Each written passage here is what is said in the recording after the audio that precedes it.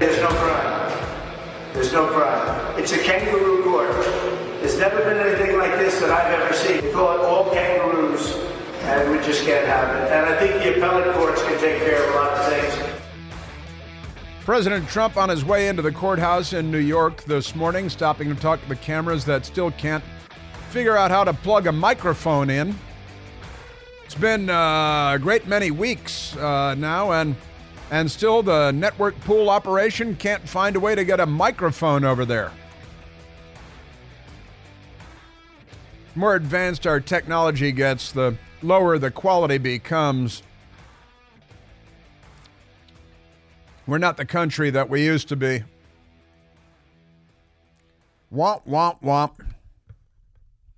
Crazy man, crazy. Here's a fun story. I'm going to get to Jonathan Turley and the President Trump in New York in just a moment. But I do want to point out something fun, a lot of fun. The planet Earth, we orbit our sun. It's a great ball of burning fire. It has a lot to say about the climate on the planet Earth, more than your car. And I still consider Pluto to be a planet, so I like to think of it as one of 9 planets, not one of 8 planets. But on Monday, June 3rd, coming up soon enough, a rare event known as the Parade of Planets will occur. We had that eclipse recently, and it was kind of fun. The eclipse, and doomsday people, this is it. It's the end of the world. It's the rapture, the apocalypse. It's something because, we scheduled it. The patriarchy knew this thing was going to happen centuries ago. We put it on our calendar, I was on the patriarchy conference call talking about the eclipse. No big deal. I didn't think it was the Armageddon or anything. But listen to this. Because on Monday, June 3rd, the rare event known as the Parade of Planets will occur where 6 planets of the solar system will align in a straight line. They will be visible just before sunrise here in the Northern Hemisphere. And this is kind of fun. I like stuff like this. I was up way before dawn today. I watched the moon set. I watched the moon set in the west at about 4, almost 4:30, a little before 4:30, and it's a nearly full moon, and it was turning orange. We have a great westerly view and great sunsets and the great moon set this morning. And I pay a little bit of attention to this stuff. But this is a lot of fun. Monday, June 3rd, the Parade of Planets. And we will see lined up Mercury, Jupiter, Uranus, or if you prefer, Uranus, Mars, Neptune, and Saturn. Going backward now, Saturn, Neptune, Mars, Uranus, Jupiter, and Mercury all lined up. And that's pretty cool. I don't know if you want to get up before dawn to watch the Parade of Planets, but I'll be up anyway, so I'll probably take a look. And that's fun. I might mention again before we get to June 3rd. It is a Monday, though, so keep your ear to the ground on that.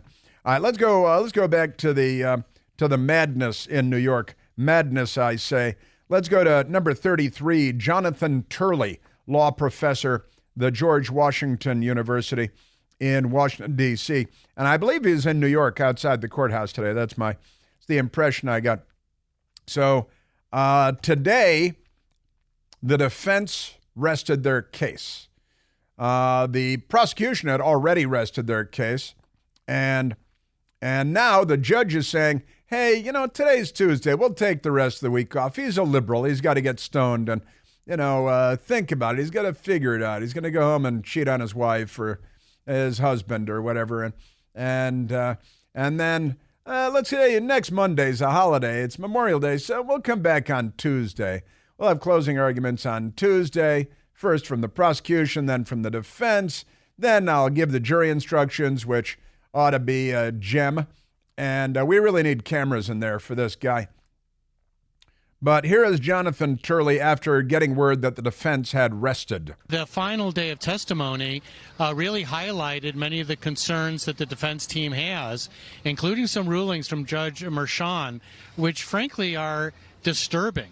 I said yesterday that I didn't quite understand the basis for some of his decisions. They seemed to me manifestly wrong. Today, that was an even greater problem. The judge should probably throw this case out if he wants to preserve his reputation as a jurist, as a representative of the American legal field. But I suspect what he's going to do is preserve his reputation and standing within the Democrat Party instead. And therefore, this kangaroo court will go forward, and President Trump described it this morning as a kangaroo court, and as a court full of kangaroos. Might have violated his gag order that had been imposed, which is thoroughly un-American and ridiculous, but he's a lefty, and he's a Democrat Party loyalist, and that's why I don't believe he's going to do the right thing legally or ethically or morally. I think he's going to save himself with the Democrat Party in New York and his daughter's reputation as a fundraiser also. So I think that the Judge Juan Merchan, will do the wrong thing, and that this kangaroo lynching will go forward. And he's hoping, the judge is, that the jury will do the wrong thing. I believe that's just my assessment of the case, but that's what I believe based on the information that I have available right now. Jonathan Turley, talking about a number of the decisions made by the judge that were very puzzling, and this will be appealed, but none of that matters because it's just about tampering with the presidential election. It may be appealed, it may be overturned later, he may be disbarred, he may be thrown in jail in Iran, but that doesn't matter because he's going to be in good with the Democrat Party, and that's clearly, I would say, all that matters to him. Jonathan Turley. The judge allowed the prosecutor to cut off Costello when he was trying to explain the meaning of a statement. And when the defense came back and said, you were cut off, what were you trying to say? The judge sustained an objection that it was beyond the scope. That's crazy. I mean, he was trying to explain the meaning of what the prosecutors had just quoted. Right, and the judge said, well, we're not going to explain anything. We're not going to flesh any of this out. We're not here to be fair. We're here to be Democrats. That's why we're here. We're here as part of Joe Biden's, and can you believe Joe Biden is the head of anything? What a disgrace. I'm embarrassed for our country. We should all be embarrassed for it. And every lawyer in the country should be up in arms. Honestly, just disgraceful. But that's your Democrat Party. They're not liberals. They're the left.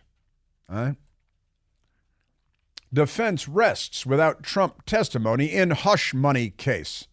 That's the left-winger is at Axios, and they call it the hush money case. I'll bet Axios has hush money deals that they've cut with people. They call them non-disclosure agreements, but never mind that. Now, what should we expect when it comes to the jury and instructions, and then how long is the jury going to take? They might take 10 minutes. It could be like the OJ jury, But this time the Democrats are hoping that they get the Democrat Party lynch mob. They chose from a pool in Manhattan that's like 97% Democrat voters or something like that. It's like Washington, D.C. It's why there's so much crime in Washington, D.C. and in New York City, because there are so many damn Democrats, and they love crime. At least they appear to. They commit so many of them. Jonathan Turley. The concern for the defense now, as you just alluded, is that these people are going to go back to the world. They're going to go back. They're not sequestered. They're going to go back to their neighborhoods. They're going to be subject to watching television, but they're also going to be talking with their neighbors and their friends. In New York, Donald Trump is widely disliked, and they're going to be going back to that environment. And the judge knows that, and the judge is like, why not just come back tomorrow? It's Wednesday. Then you have Thursday, then you have Friday, then you've got a holiday on Monday, and he's already made the call, we'll come back next Tuesday. Maybe he's going to Aspen to take a hot tub with, who knows. Just amazing stuff. Now, the last witness that the defense called was attorney Robert Costello. And Robert Costello had a lot to say about Michael Cohen being a lion Sacagawea and giving very different versions of events to him. Robert Costello was actually Michael Cohen's attorney. The attorneys have attorneys because everybody went to law school. And so what else are they going to do? They're going to represent each other. What was it that Shakespeare said? First kill all the lawyers. Remarkable stuff. Jonathan Turley pointing out that they still haven't really, what's the crime? It's a paperwork issue. And they're trying to say that when he paid money to have Stormy Daniels stay quiet, that was tampering with the election. But every network covering this and every major newspaper covering this has, I guarantee you, had women sign non-disclosure agreements, and maybe some men too. And they wouldn't call that hush money when it's them doing it, but it's a very common practice. And there is all kinds of, was Stormy Daniels reliable? She told Bill Maher one thing on camera, on TV, and then told the jury something completely different. Her story's all over the place. She is what she is, and ipso facto not a reliable witness. Then Michael Cohen, an incredibly unreliable witness who's told different people radically different versions of events. Jonathan Turley is still wondering, well, what is it other than having a woman sign a non-disclosure agreement? Saying, and how was it paid for? How was Michael Cohen paid? Was it a retainer? Was it for his services rendered? Was it by the hour? And that's what we're talking about here. And they've got the Republican Party's leading candidate for the presidency of the United States pinned down with this circle fest that is an embarrassment to the American legal profession, but there is no depth to which they will not plumb. You cannot set the bar too low for these people. Jonathan Turley. Here's the wacky aspect of this. After that long delay, after the government presented its case, after the defense presented its case, it's only in closing arguments that we expect the jury to actually hear what the theory is as to this second crime. What crime was being hidden with these false records? I have never seen a case in my entire career where that's the case. You still have legal experts who will be debating over the next few days what that theory is. That's why this judge has done a poor job, that he has created this farce which is unfolding in his courtroom. He should probably end up being disbarred. He shouldn't be a judge. He's a Democrat political operative, a Democrat apparatchik. He has no respect for American jurisprudence. He has debased and abused the American legal system. And it reminds me of Mike Nifong. Nobody remembers the name Mike Nifong. I can't believe I just came up with it myself. In the Duke lacrosse case, right? Where Mike Nifong, the prosecutor, accused young, athletic, white, frat boys lacrosse team of sexually abusing a woman. And he prosecuted. Then the whole case blew up and it was fake. And it was learned that Mike Nifong just had some kind of a bitter, personal, political axe to grind with young men who are functional and good-looking and have a future, and he wanted to destroy their futures. And in the end, Mike Nifong, the prosecutor, was humiliated, and he lost his job, and then he was disbarred, and I think he went to jail for just a couple of days or something. But isn't that right? I think Mike Nifong ended up behind bars because of his abuses of the legal system, right? Michael just gave it a quick look up there.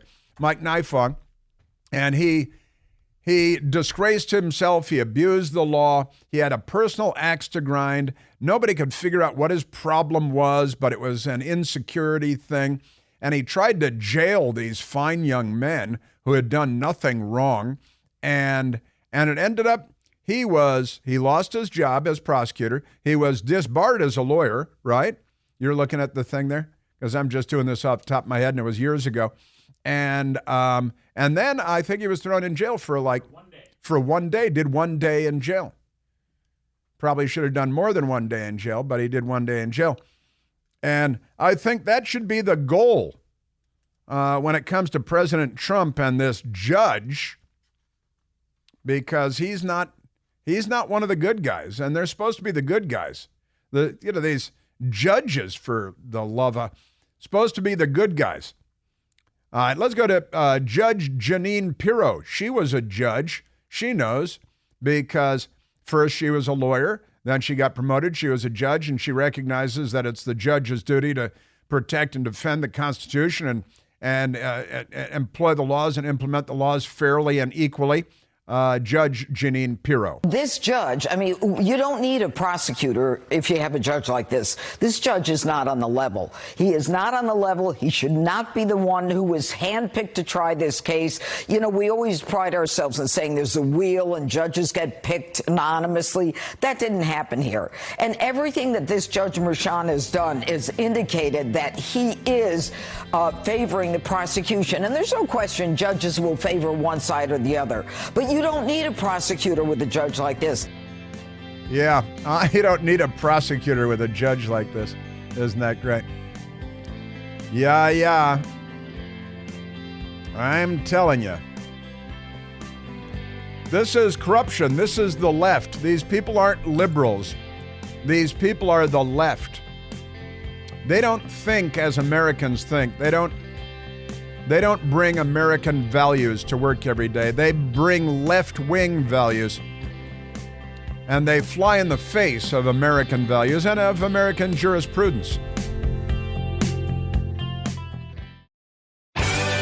Now, the Great Heritage Foundation in Washington, D.C., conservative think tank, wonderful.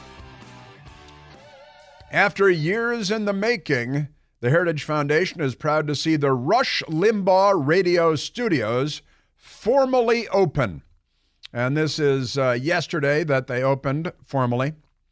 Rob Bluey of the Daily Signal, which is great, the Daily Signal online Heritage Foundation news site, just wonderful. The Heritage Studios officially opened yesterday, inaugurated the Rush Limbaugh Radio Studios. I hope they have a golden microphone. They must have a golden microphone in there, right? And it's a great radio studio. You hear a lot of shows coming from there.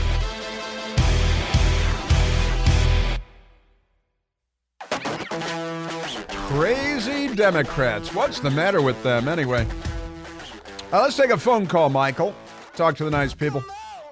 Had a lot of breaking news during the show. We've been rolling with this and that. My apologies, haven't taken a lot of calls today. Let's go to Bill calling from Kenosha, Wisconsin. William, you're on the Chris Plant Show. Yes, sir. How are you? Very well, Bill. What do you know? I love the jazz music, the on-hold music that you got when we're on hold.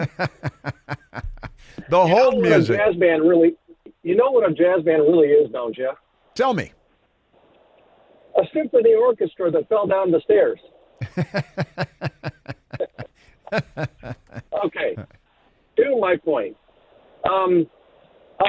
It just occurred to me when you were talking about Biden being in Detroit, and you were saying that he was in Detroit during the COVID.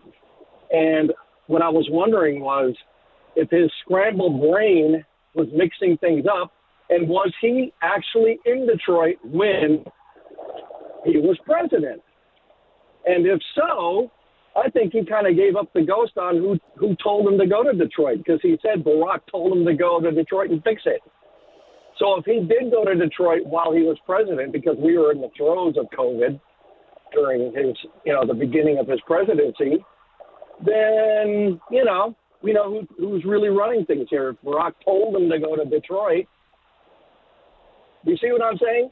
I do. And, I heard somebody the other day call him O'Biden. Call him O'Biden, right? which is kind of fun. I thought that was fun because it's really Obama and Biden's just his sock puppet.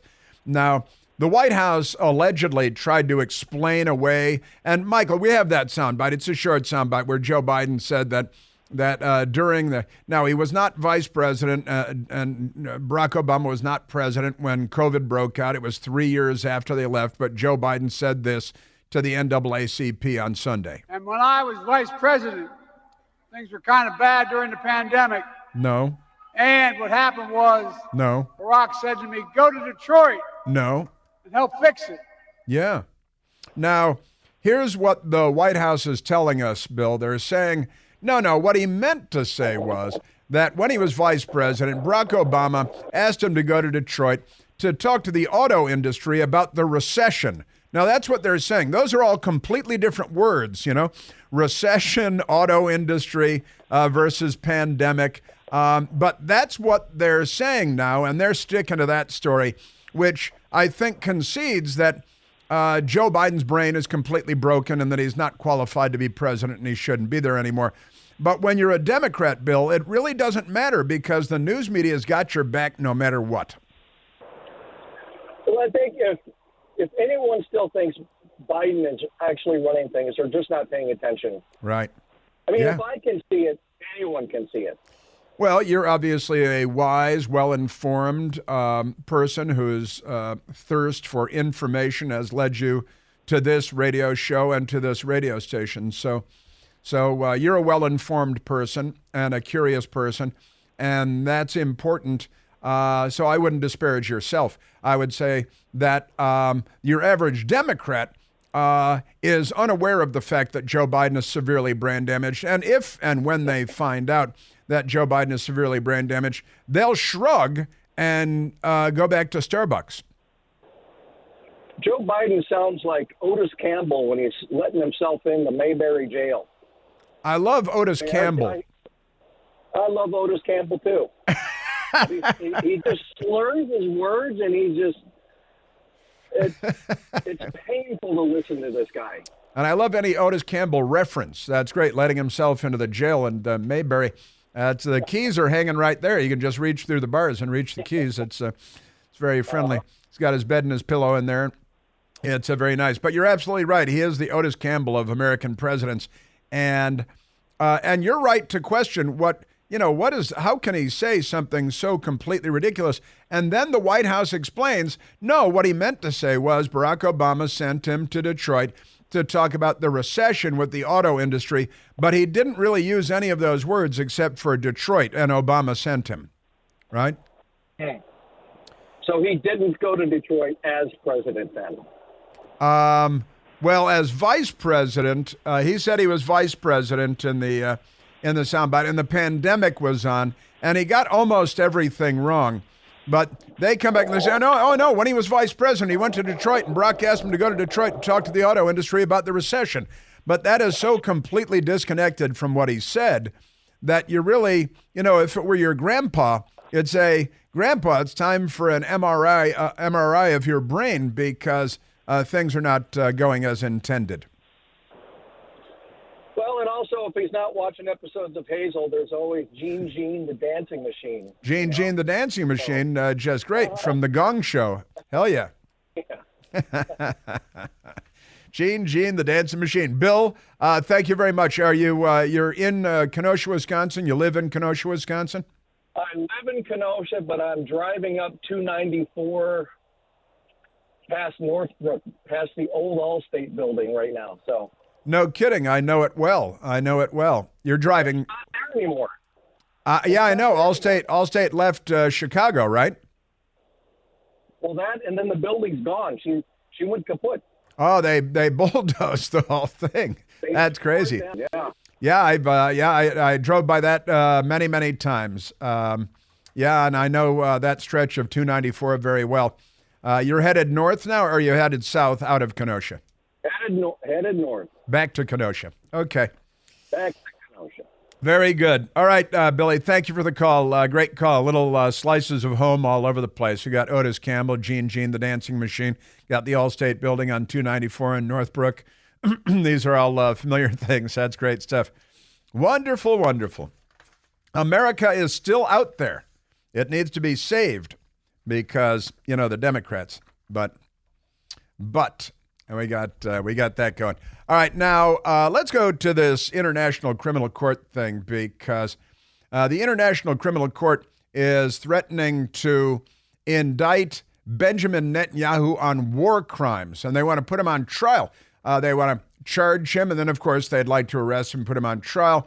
And if you look at all the people that the International Criminal Court, so-called, is not indicting, then I got to say, these guys, for example, they've not indicted Xi Jinping.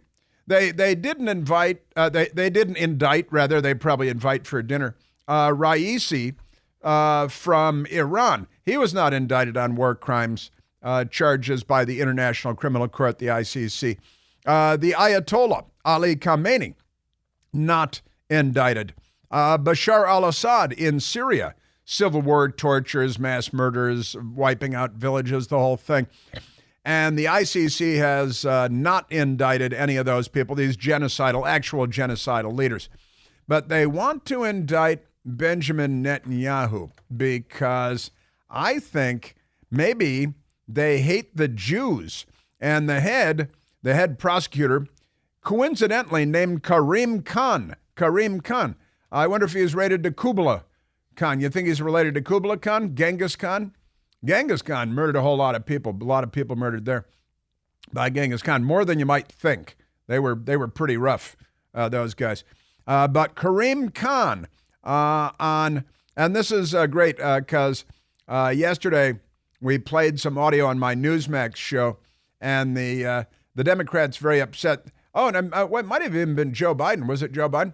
Saying that Republicans are so terrible, they have election laws that won't let people distribute water bottles while you're waiting in line to vote, which is not true. But that's okay. They keep saying it anyway. But here's Karim Khan explaining why the Israelis are really terrible, awful people and why Prime Minister Benjamin Netanyahu needs to be indicted by the International Criminal Court. Israel has every right not to give succor to Hamas. That is not contested. Israel has every right and indeed an obligation to get hostages back. But you must do so by complying with the law. The fact that Hamas fighters need water doesn't justify denying water from all the civilian population of Gaza. Yes. His accent reminds me that the most popular name in England for a newborn baby is Mohammed.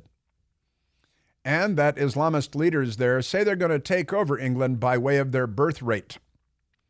But that's Karim Khan talking to Christian Amanpour of CNN.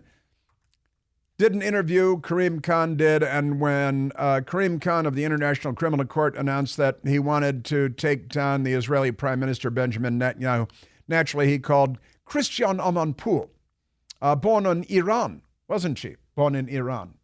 And she's a journalist, award-winning with CNN, and I used to know her long ago, worked with her in Saudi Arabia and various other places.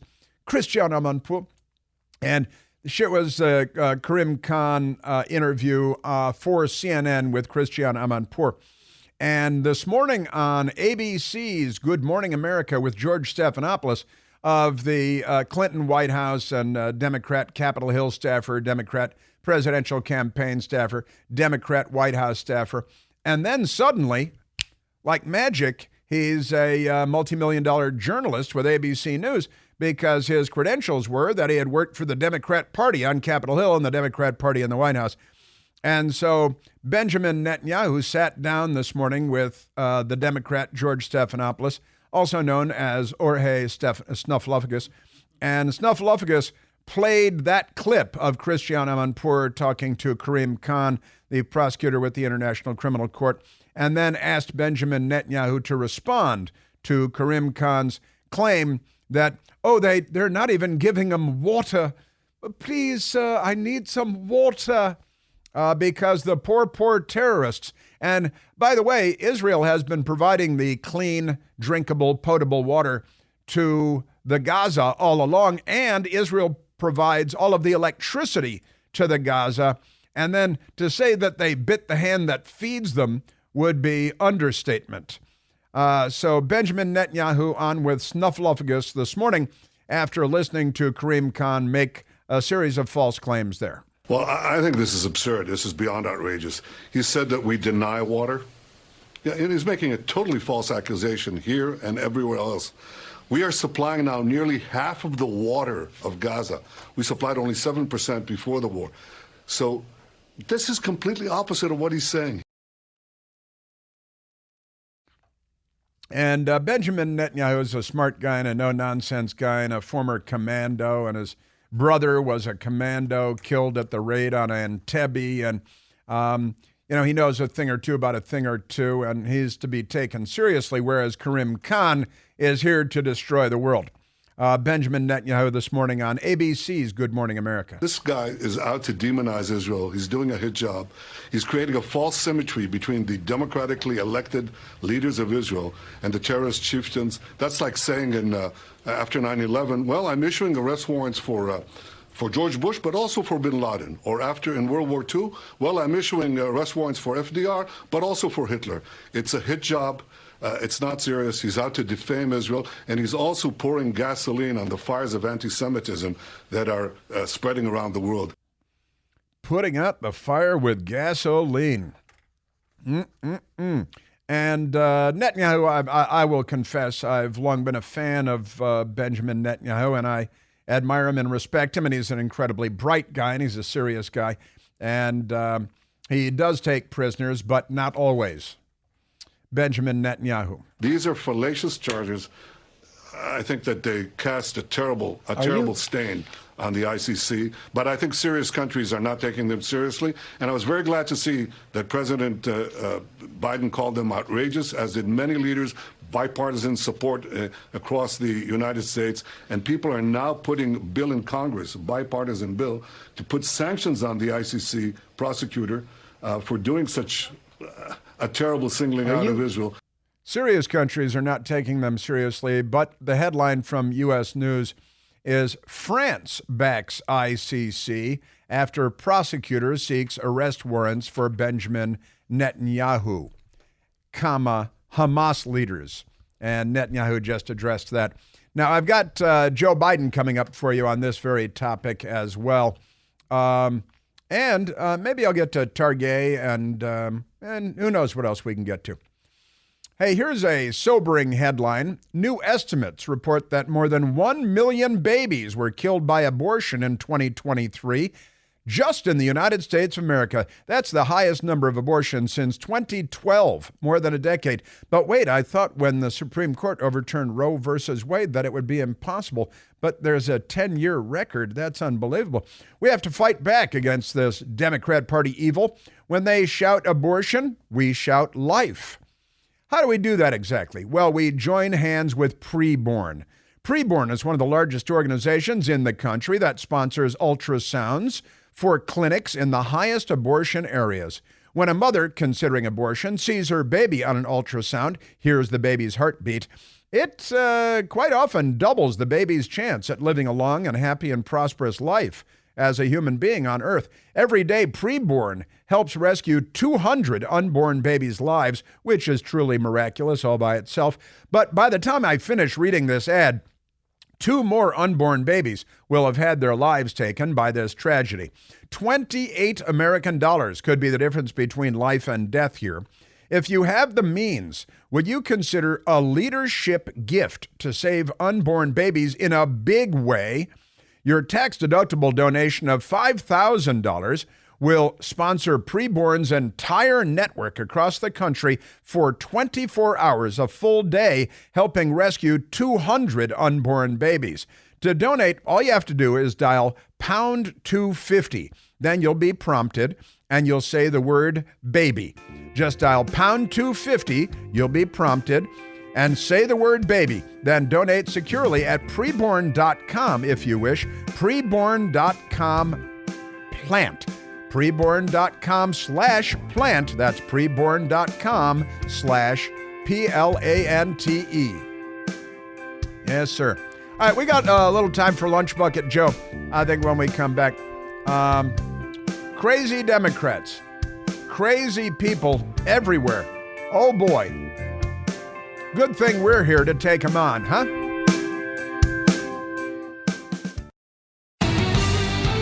See the guy that painted the portrait of Barack Obama that hangs in the National Portrait Gallery with all the green leafy things behind him? Has now been accused of sexually assaulting a man. How do you think he was chosen? Come on.